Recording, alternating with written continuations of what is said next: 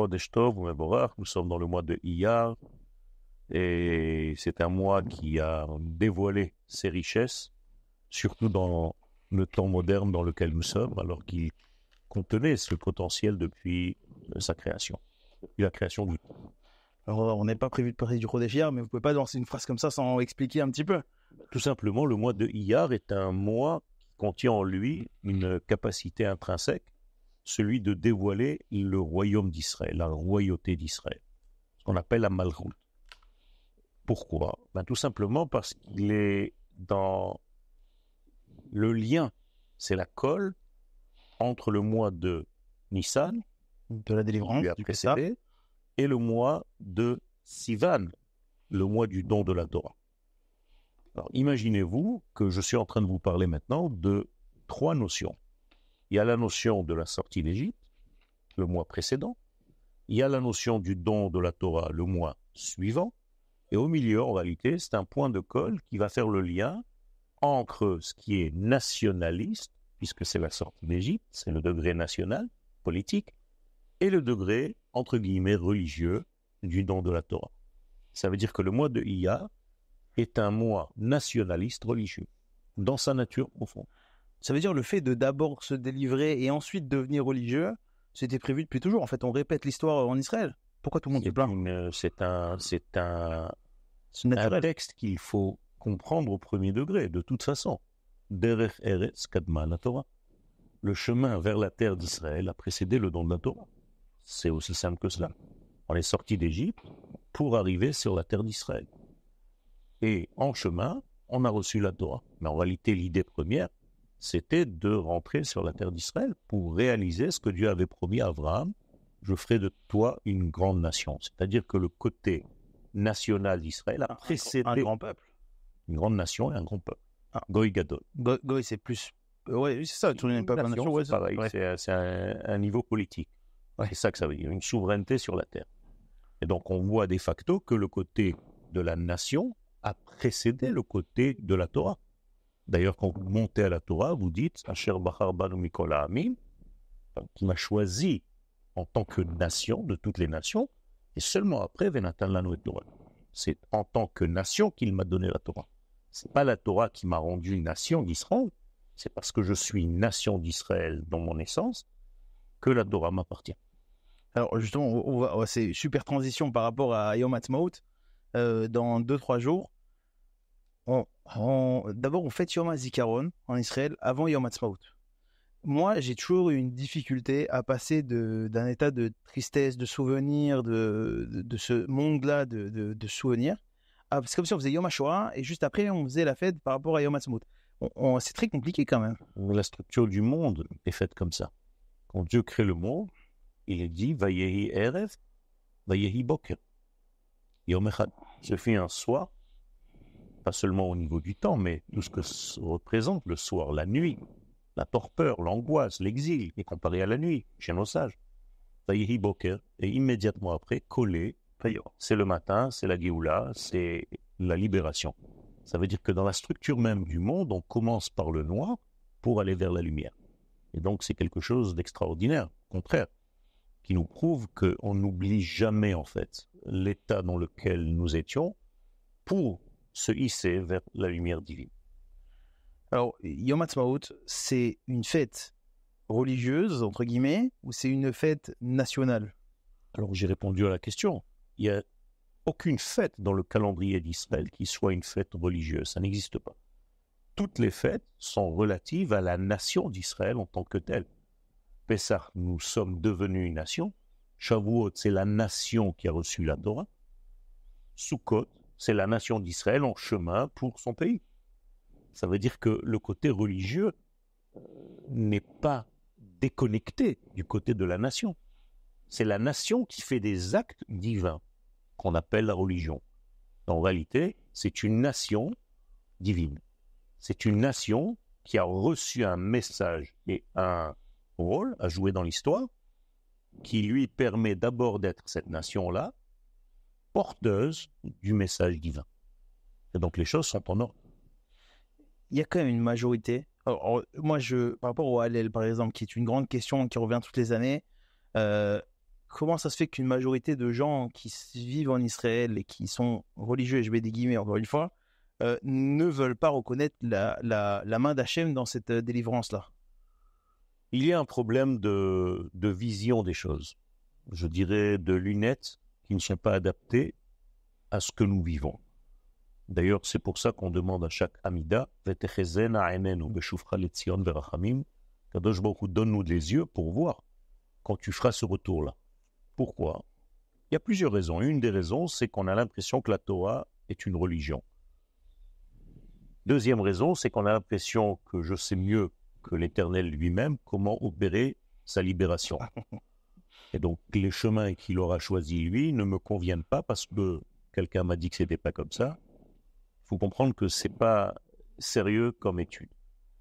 Et troisième élément, je pourrais dire que la majorité des enfants d'Israël vivent le jour de l'indépendance naturellement. C'est comme s'ils disaient le Hallel parce qu'ils font un jour de joie, parce qu'ils remercient naturellement l'Éternel, même s'ils ne le comprennent pas. Ma maman, qui se lève le jour de Yom HaAtzmaout, ne sait peut-être pas lire le Hallel dans les lettres, dans le livre de prière.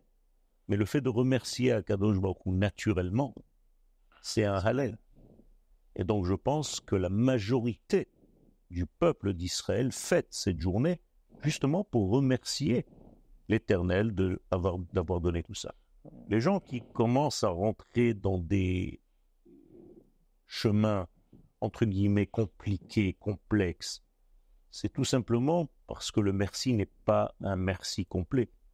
Je n'ai pas besoin que quelqu'un me dise merci en me disant, tu sais, je te dis merci, mais tu reconnais la bonté que j'ai faite avec toi, ou bien tu ne la reconnais pas.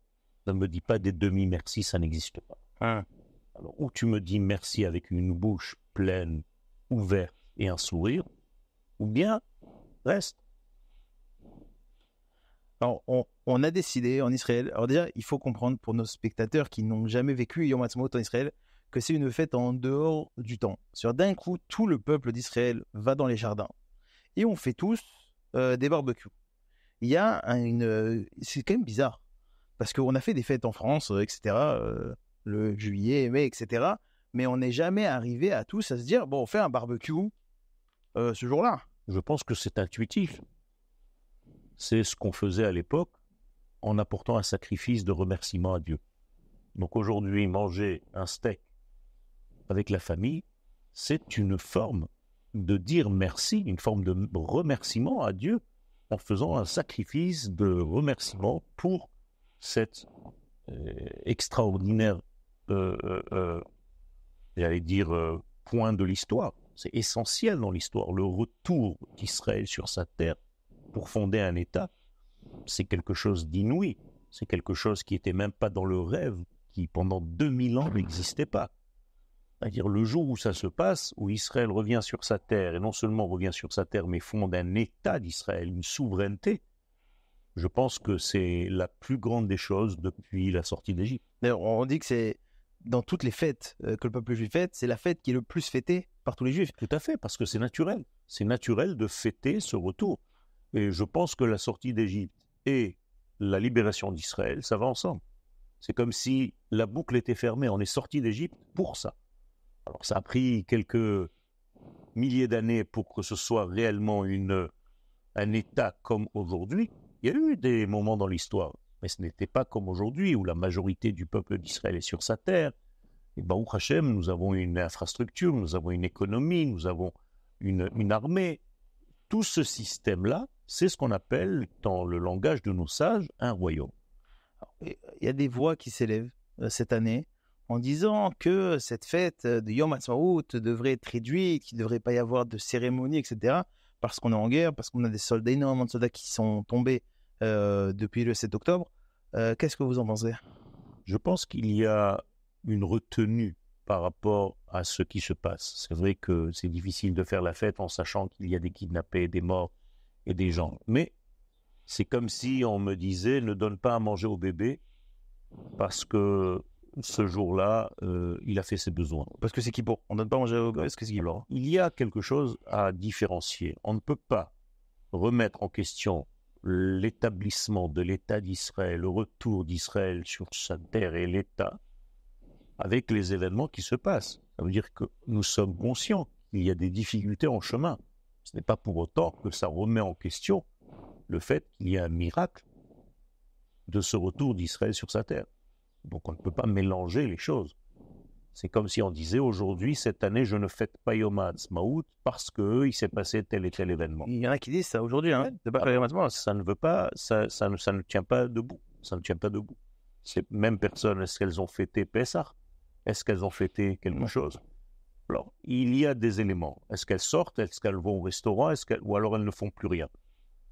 Ils vont au restaurant. Alors, ils vont au restaurant manger. Pour ça, il n'y a aucun problème. Alors, s'il n'y a aucun problème pour aller dans un concert de musique et de manger au restaurant et d'aller au cinéma, pourquoi y aurait-il un problème de fêter Yom HaAtzmaut? Alors, c'est sûr, peut-être qu'on le fera d'une manière beaucoup plus modérée, mais le remerciement intérieur à Dieu doit être avec une pleine puissance et encore plus que jamais. Alors, vous avez parlé de remerciement intérieur. Je sais que vous faites des kavanot. Je ne sais pas comment on peut traduire kavanot en français. En fait, ce sont des directions de pensée. Alors, c'est-à-dire que c'est une pensée dirigée. Dans cette journée, à partir de dimanche, de lundi soir, quelles vont être vos directions de pensée? Direction de pensée, c'est que ce jour-là est un jour d'ailleurs dans le conte du Homer qui est très très très précis, correspond à une sphère, mais je ne vais pas compliquer le cours. Donner un petit c'est juste qu'il y a une correspondance incroyable entre le jour qui va être compté du Homer et le jour de l'indépendance du peuple d'Israël. Et d'une manière générale, même les semaines. On voit que par exemple la première semaine du Homer qui correspond à la bonté, eh bien on est sorti d'Égypte. La deuxième semaine du Homer qui correspond à la rigueur, eh bien on a eu le jour du souvenir de la Shoah, c'est la rigueur. La troisième semaine du Homer, c'est l'équilibre. Et on a eu l'État d'Israël ce jour-là. Vous voyez qu'il y a une correspondance. Et quatrième, c'est le degré de Netzach, c'est-à-dire de l'éternité d'Israël. C'est là où il y a eu donc l'apparition de Moshe Rabbeinu, l'apparition de Herzl dans des temps plus modernes, qui tous les deux étaient fondateurs, qui ne sont même pas rentrés en Israël, comme par hasard, les deux. Mais enterrés en Israël, les deux. Mais enterrés. Et le cinquième. Non, attendez. On fait bonté, rigueur, équilibre, éternité, et cinquième. Cinquième, c'est ce que je dis. Cinquième, c'est le rôle. Je teste. C'est en fait l'Ag BaOmer, qui va être le souvenir de la Torah des secrets, par Rabbi Shimon Bar Yochai. Comme par hasard, il a quitté ce monde le jour même qui correspond à sa structure intérieure. Et il y a le 6e degré, la 6e semaine, la même chose au niveau de l'intériorité de la Torah, mais qui correspond à la fin des temps, celle du Ramchal. Donc c'est la Iloula du Ramchal. Et la 7e semaine, c'est déjà la fête de Shavuot qui correspond à la 7e semaine, donc le don de la Torah. Donc vous voyez qu'il y a une correspondance et donc ceux qui savent un petit peu ce qui se passe dans l'histoire ont une direction de pensée, dirigent en fait la journée vers ce sens-là pour donner un poids à ce que nous faisons durant cette journée-là. Rabbi Toda Rabba, merci. Est-ce que vous avez un dernier mot pour vos élèves? Beaucoup de patience.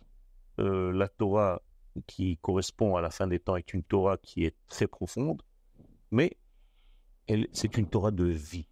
Alors peut-être qu'elle ne passe pas complètement par la compréhension première, en tout cas pas dans les premiers degrés de l'étude, mais elle renforce le degré de vie de la personne.